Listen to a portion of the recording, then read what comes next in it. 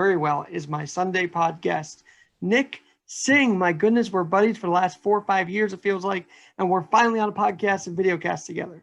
Thanks for joining me, man. Thank you for having me, Alex. I really appreciate it. Now, where we're catching you is at your office at the Boys and Girls Club, right, in Yep. Hicksville. And the pandemic did stop a lot, but you are showing through your Instagram and through your social media and your endeavors, community service has not stopped. So this holiday season, let's kick it off right there. How have you been helping out in the community amidst a very tough time in America right now? Yeah. So, well, the first thing you said, it's such a tough time for a lot of people, Alex. And, unfortunately, with everything that's going on, I was limited to doing a lot. But for me, it's like I have to come up, like I just have this, I guess, feeling in me where it's like, you know what, the holidays is coming. There's way too many families that are in need right now. I have to figure out a way. And I made it a mission of mine to figure out a way to bless those and help those who are in need. And so I actually think this past month I've done the most holiday giving than I've ever done in prior years. But I don't like using the word I should say the word we, because I've had a lot of teams and sponsors from different organizations that has volunteered and helped me out throughout this whole holiday season thus far. Well, I know that you have some kids that met some very, very, popular people, celebrities and whatnot. So tell us how these partnerships uh, got you through the season in making these opportunities happen. Yeah, so every year, we always adopt families, like boys and girls clubs and stores like in the local area. We have families that are in need and they basically send us a wish list and their clothing size, and we get people to sponsor their families. And we do quite amount every year. I would say the last more than a few years, maybe 4, 5, 6 years, we've been doing it. And every year the number has increased. And so this year, at first it started off pretty slow with the stores because not a lot of people are going into the stores to either donate to a toy drive or a coat drive. And a lot of people have been struggling and businesses have been struggling financially, and so it's very hard looking for sponsors. And the sad part is more families have reached out to me for help than years prior. So I was just sitting here and I used the power of social media and, with a lot of contacts, a lot of my friends and, organizations that I'm part of. I reached out to a lot of people and I asked them, hey, like I have this family that has this need. This is their story.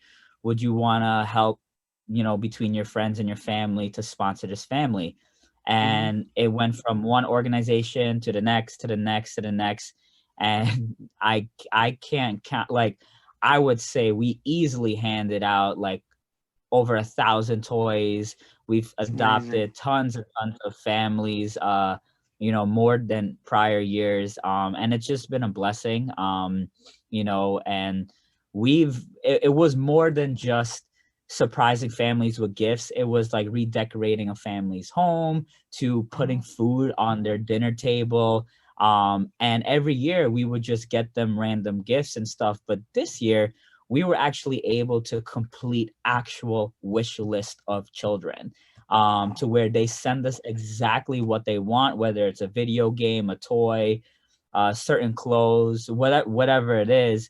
And we were able to complete a tons, more than dozens. I would say about 50 wish lists, to the exact gifts that they wanted for Christmas, which was really cool. Some of the kids opened up their gifts earlier in front of us, and a lot of their reactions were, "Oh my goodness, I got this game that I wanted or this toy that I wanted," and it was just so priceless to see their reaction. It doesn't get old, Alex, that feeling of that happiness of a child, especially with what's going on for children this year with school and staying home and not seeing their friends. And dude, it's been a beautiful month so far. We're not done yet. No, heck no. We're still a few days away from Christmas, let alone that. As you say, the Zoom world is so difficult for kids today. So how would you say the Boys and Girls Club and your efforts kind of made them an escape in what some seems to be a very inescapable 2020? Yeah, so when we closed back in March, it was very devastating for a lot of my teenagers at the Boys and Girls Club. Because the Boys and Girls Club is like a second home to some of these guys, if not their first. I was a Boys and Girls Club member, and growing up, and I can't imagine if this were to happen at that time that I was going to school, and if I didn't have this place, I would be devastated. And so I Right. knew a lot of these kids came here to use this place as like an outlet, and to find like a good source for them to just get their mind off of things and to hang out with their friends and stuff. So when this whole thing happened and we closed down, we kind of just figured out ways that we can turn everything to virtual. And we spent as much time with the kids virtually, helping them with their homework, adjusting, Right. throughout the whole changes and stuff. And I'll be honest, Alex, it wasn't easy at first. A lot of kids were struggling with school, even their mental capacity of everything that they were going through, struggling with being at home and not seeing their friends and stuff. It was very hard for a lot of these teenagers to adjust when you get everything taken away from you like that. Yeah. You know, so at first it was tough, but I'm so proud of my teenagers. They stuck through it, between me and my staff, and we worked together throughout the pandemic. These kids, we stuck with them side by side, day and night. And then when we reopened over the summer, it was like, it was pretty cool to see them coming back. Of course, we follow CDC guidelines, and we still do on to this day. Sure. But everything is slowly, not basically like coming back, to where we would like it to be. We see the kids come in pretty much every day, and now they have this outlet back. And Nick, I gotta ask you though, I think the way the commercials are about the Boys and Girls Club, it's all fun and games, but as you're showing us, and I guess it's not all fun and games. So what other services besides, the recreational stuff, that people may not know that the Boys and Girls Club offer and that you help out with? Yeah, so I'm the program director over at the Hicksville Boys and Girls Club, but I've actually worked with or partnered with over a dozen Boys and Girls Club. It's a national organization, as you Sure. know, Alex. And so they're all over the place. And what people see, the commercials and stuff, yeah, it's a rec program. We do activities and trips and have fun. It's like a summer camp and then a rec after school program as well.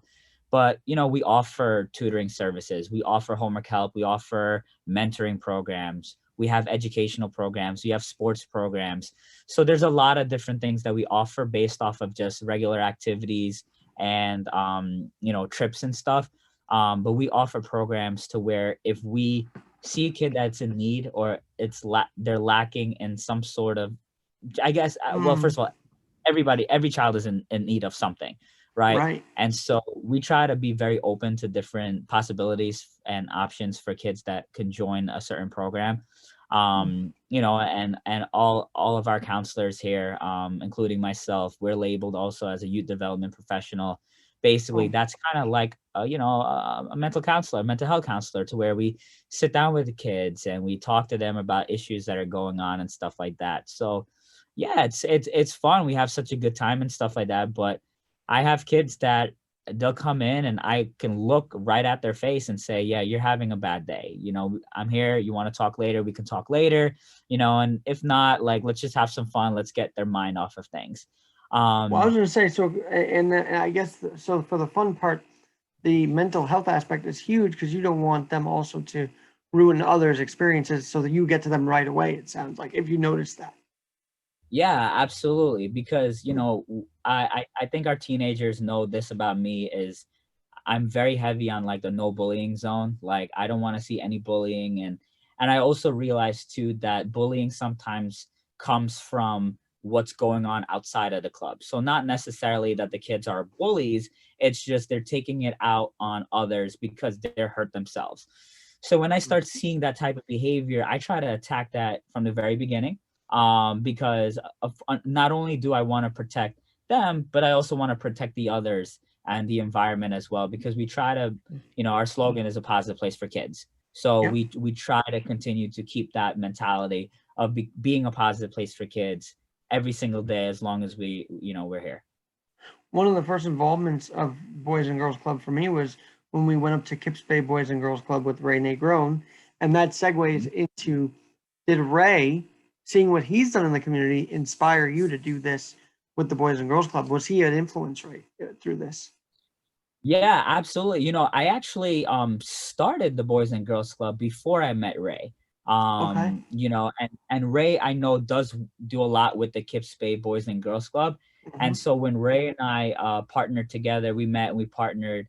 Yeah, one thing with Ray is that he's taught me to keep going no matter what circumstance comes in your way. Because of course, I mean, we all run into challenges, no matter what it is. Mhm. Even when we're giving, sometimes we do run into obstacles, and so for Ray, it's kind of like I learned that mentality when I see Ray, is that, you know what? He always says, Nick, just get it done. Just do what you Mm. got to do. Just get it done, and just go with it. And so for him, he definitely, although I started doing a lot of giving, with not just Boys and Girls Club Alex, with Make-A-Wish Foundation Yeah. and all other Yeah. organizations. I started all of this before I met Ray, but that was a catapult to my relationship with Ray, because when Ray and I met and we were both doing community service, it's like, oh, like, let's see how we can collaborate together. And we kind of just feed off of each other. He does Mm. something, I help push him, I help him however and whatever he needs to, for help, and vice versa. And so he's definitely been an inspiration to me, and more importantly, a motivator for me to keep on That's going. beautiful. I think he's been that for everybody in his sphere. So we're always thankful for Ray. Hey, Nick, you mentioned Make a Wish. And again, when you think of Boys and Girls Club, you don't think of a wish list that they have. So how do you guys draw in people to say, yeah, we can make your wishes come true as well?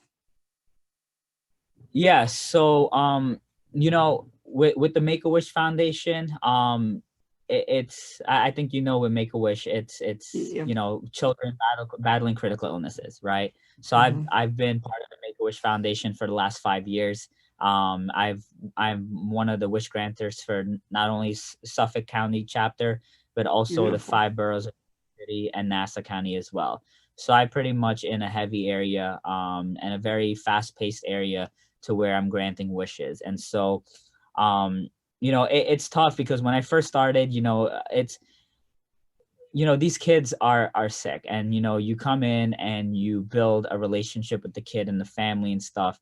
And psychologically, it's like, oh, like, you'll see things and you'll hear things that are very nerve wracking. It's very, Mm. it just breaks your heart. And people always ask me, like, how do you do it? How do you go from child to child, from not knowing, like, if what's going to happen to them, to granting their wish, to, and it's not just one child. It's not just one child. I do multiple at a time sometimes. And it's Mm. tough. And, like, I'll tell you this, Alex, like, I've unfortunately lost a lot of kids. I've been at a lot of their funerals. And, it just, yeah, it's tough, but it's like, for me, it's like knowing that I could be the person to bring hope and joy and love in their lasting days.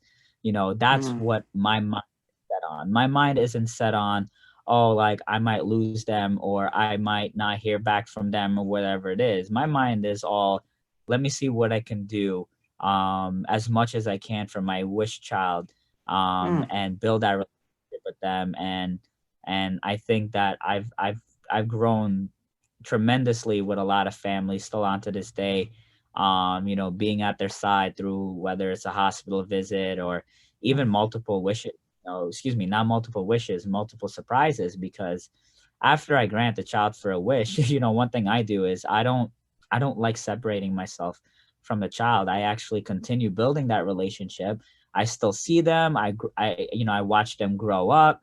And if another opportunity comes that I can surprise them in another way, I'll do it. It's not, That's great. now it's not a make.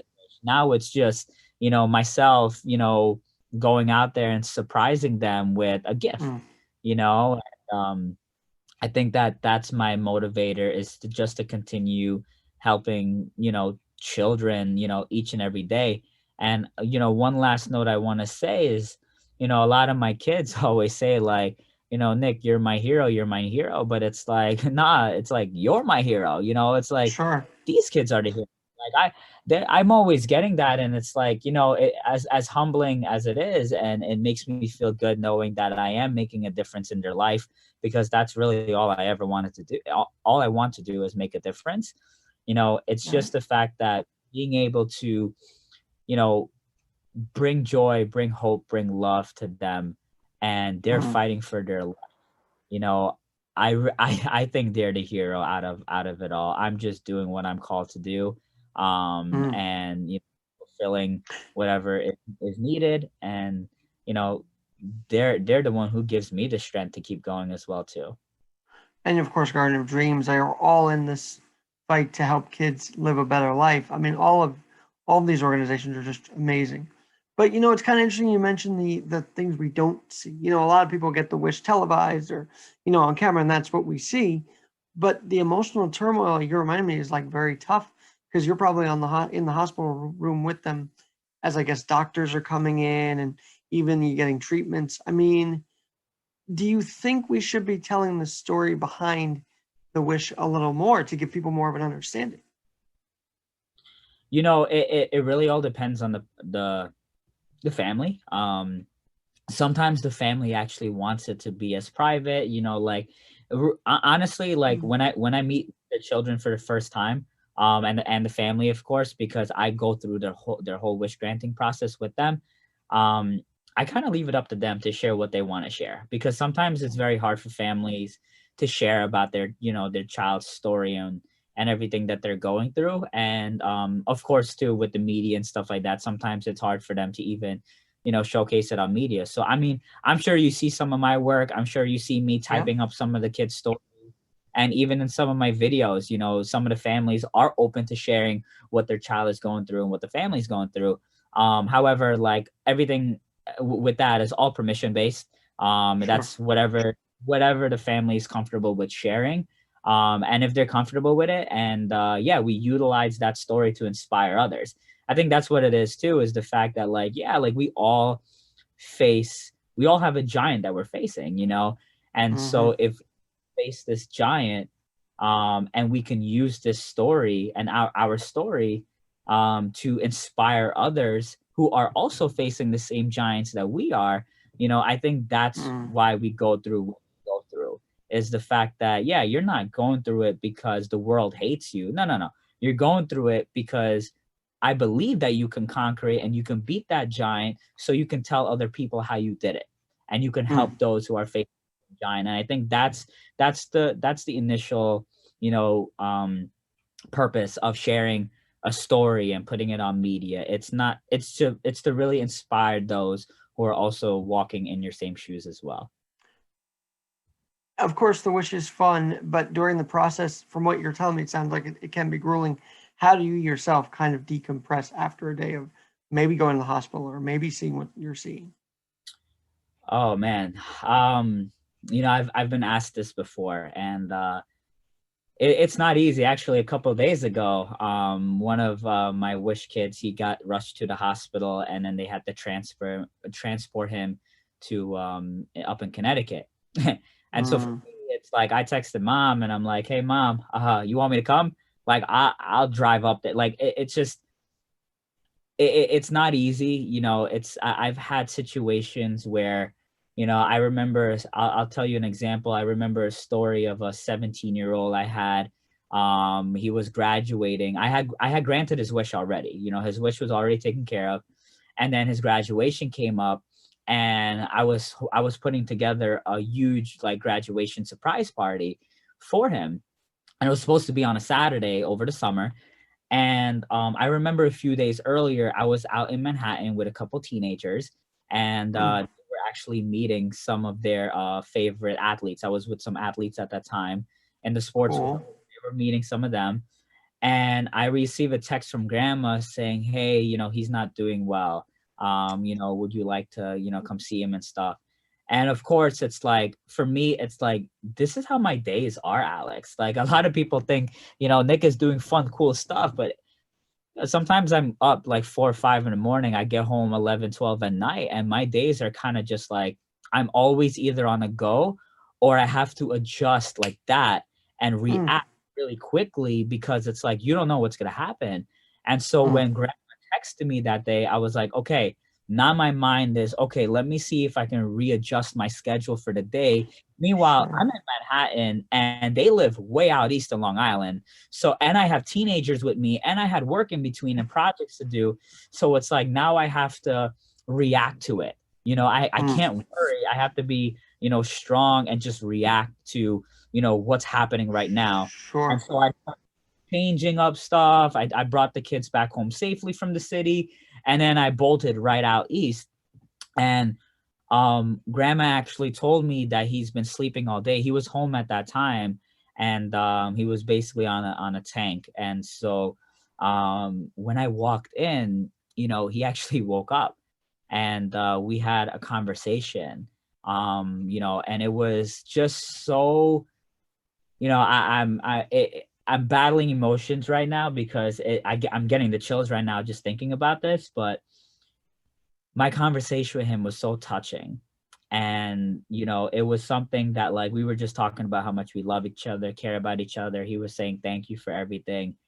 And I got to hang out with him. And here I am looking past all the tubes and everything that's Mm. attached to him. And I'm just focusing on His soul, so to this speak. beautiful child, this soul, and I'm just talking to him. And grandma texted me later on that day, or if not throughout the night, because I visited him in the evening.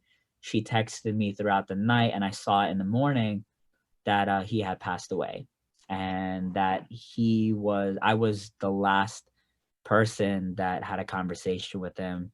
um, and the family was just so thankful that right after I visited him, I sat in my car and I just took like 5 to 10 minutes to just kind of like debrief because emotionally for me it could be devastating. And Mhm. this is just one story I'm sharing with you, Alex, but I can't count how many times where I've held a kid that wasn't doing well, holding on to their hands, praying for them, and it's just one after the next, and it's like although it's hard, I try to look at the bigger picture.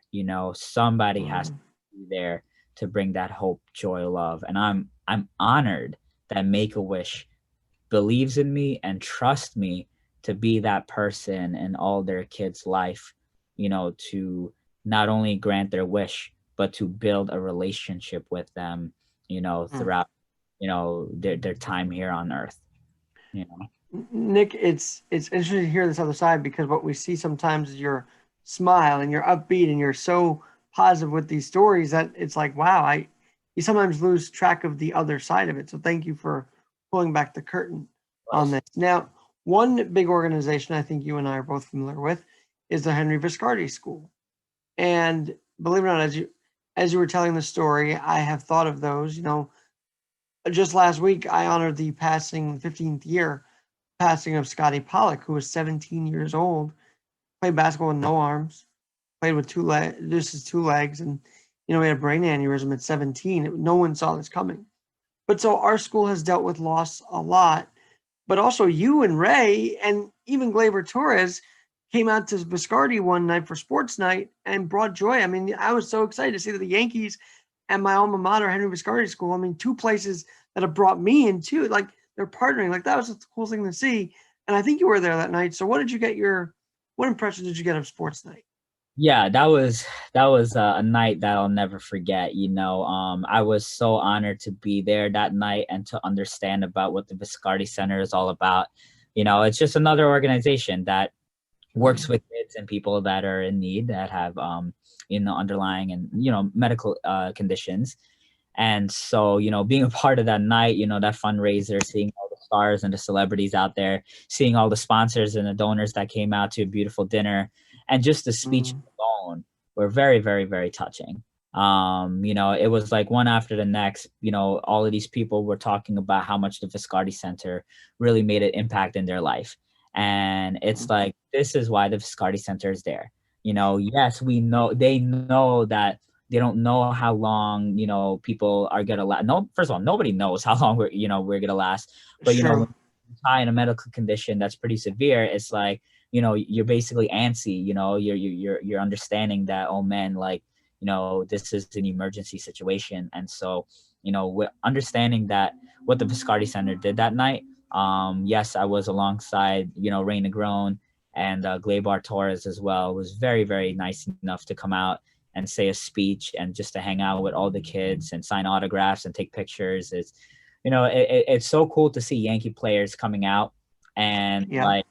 like just showing their positivity in these places. It's almost like, they're on a pedestal right now. First of all, you're playing for the Yankees. It's like Yeah. all along that brand right there. It's obviously, we all know about who the Yankees are.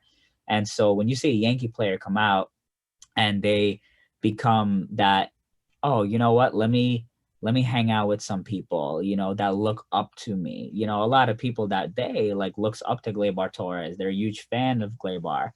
So, Right.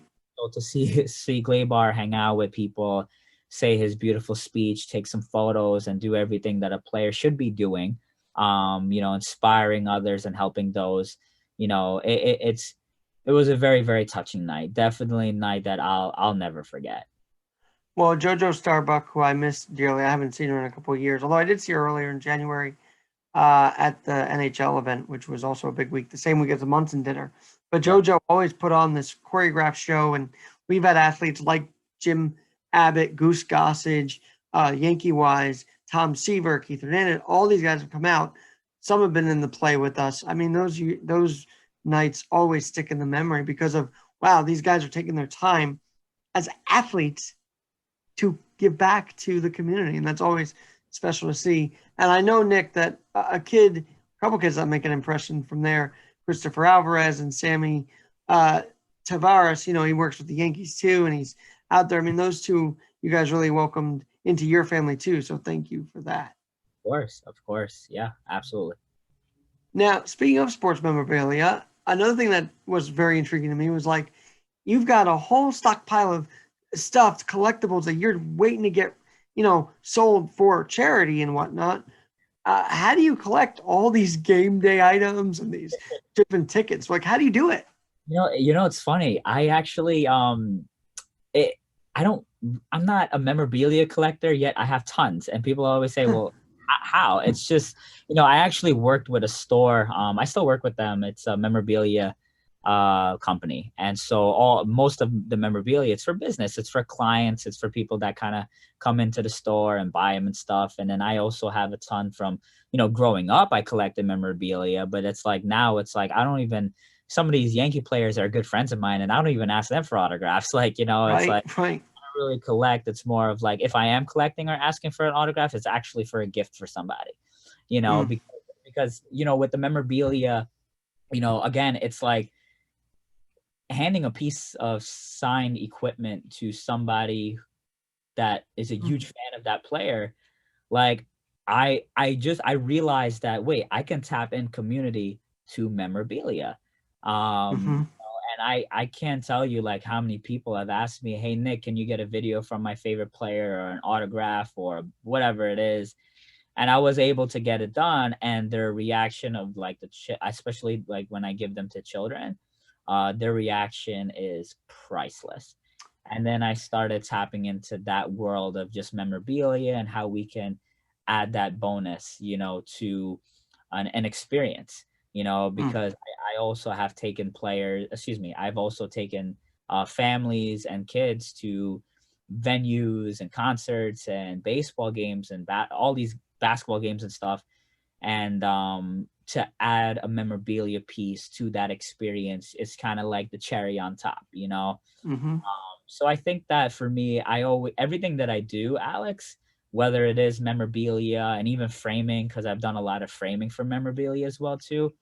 Everything Cool. that I do, I try to see how I can utilize this skill or this connection that I have to Mm, give back. So for memorabilia, I give it to those that could use a smile on their face. For framing, if somebody has a special piece that they need framed, I could get it done for them. So Mm. I try to figure out ways that I can give back to doing almost anything that I do today. Nick, as you're talking about this, I just think of how everybody made a big deal about the Supermax deal for Giannis in Milwaukee, 5-year, $200 million. But he's actually in the community too out there, and people really don't really realize that, I don't think. Yeah. Yeah, Giannis, I actually saw when all of this was going on with the pandemic, it's I think I read an article about how much he was helping Hmm. our frontline workers during the pandemic back in March and April. And it touches my heart to see, for any player, alone Giannis, Hmm. who's a superstar in NBA, Yeah. to go out and give back. And it really, I love seeing players who have such star power and they're put on a very high pedestal remember where they came from, Yeah. and you just stay humble throughout their whole process, and understand that giving back is a huge tool that everybody should be doing, no matter how far you get in life, how successful you are, how much money you make. Like, at the end of the day, I think everybody, celebrity or not, should have that mindset of how can I leave a legacy behind, Mm. and so seeing players like Giannis and, other superstars give back, it's really touching to see those stories. Nick, I know you're not following the sports scene as closely as I think I am. DJ LeMahieu and the Yanks are sort of a bit of a, impasse here. But I don't want to talk about the contract. I want to know the person. And I know you know DJ personally. So what's he like in the community? Has he been out there for the Yankees, or what's his involvement been like? See, DJ, I've actually met him once at a baseball dinner. So I actually don't really know him personally. However, I know people who know DJ. And DJ, well, let's put it like this. The one time that I met him, he made sure that he took pictures with all the kids there. That's great. Already, like, first of all, there were other athletes there and they were taking pictures too, but I remember specifically seeing DJ stopping at every single kid, signing an autograph, taking photos, whatever it is, before he went into the room at the back. So Mm. that alone already spoke very loudly for where his heart is at. um I've heard that he's a very humble, unique, Seems quiet it. Yeah. kid. He goes about his business, he's a class act. And he's obviously one of the best players on the Yankees. Yeah. Hoping that he does return back, of course. But the last 2 years, he's been unbelievable for our team. And so, with DJ, yeah, I've heard nothing but great things about DJ. Just a quiet That's dude, cool. just loves to help people. And if there's an opportunity for him to give back to a child, he'll do so. It sounds like, and that's great that he was, taking that time for the kids. Because remember, at that point, he was like a almost king of New York a couple of years ago. Like he was the man. He still Yeah. is, but back then he was like just got on the scene, and his first season was a breakout year in New York, which I don't know how many people expected, to be honest. But we got a great year out of him, and another year last year. Hey, obviously, from what you've told us about the kids and the families, there's a grimness to this that I don't think can be ignored. Yet you're helping them see this through the grimness. But I have to believe the parents also help the kids see through the grimness, right? Yeah, absolutely. I mean, parents play such a pivotal role in their child's life. I mean, I don't only just work with kids that have, illnesses and stuff. I work with kids who have, troubles at home, troubled home Mm. life.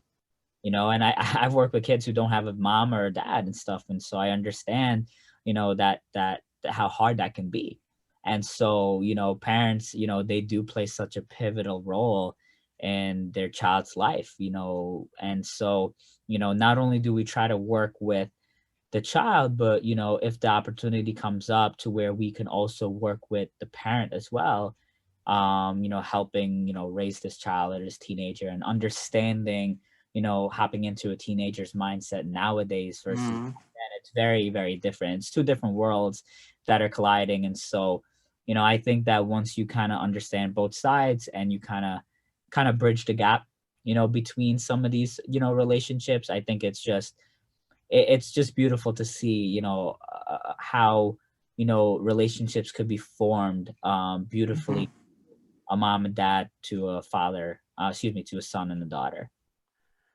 It's quite moving. I mean, at the Games for Physically Challenged every year in Nassau County, I get to see the kids come out with their parents, and then the schools come in. It's something you'd never forget. Um, Nick, I've got to say though, as we're seeing the bright lights of Christmas and we're seeing all the shininess, and you're doing all these great things, what's your message in a year of COVID and a year of feeling like there is no light at the end of the tunnel to parents that are still worried about their kid and to people in general who are worried? What's your message this holiday season that yes, we all can get through this together?